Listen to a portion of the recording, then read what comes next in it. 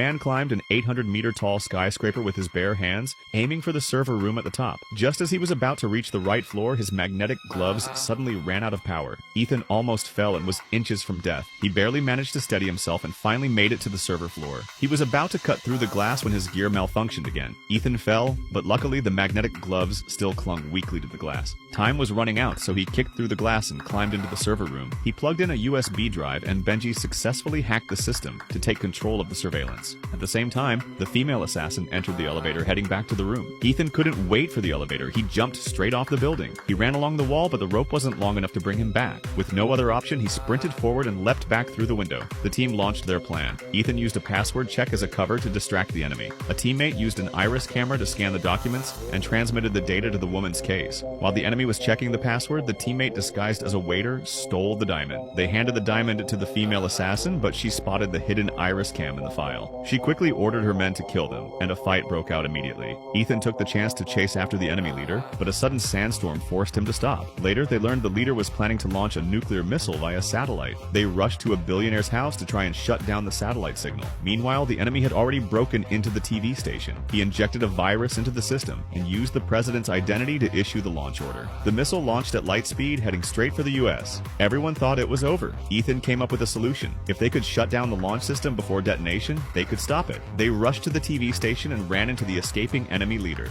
After a fierce fight, the leader realized he couldn't win and jumped off the building with the briefcase. With no time left, Ethan got into a car and sped down to the ground floor. He retrieved the briefcase and pressed the abort button just before the missile exploded. The nuclear crisis was finally averted.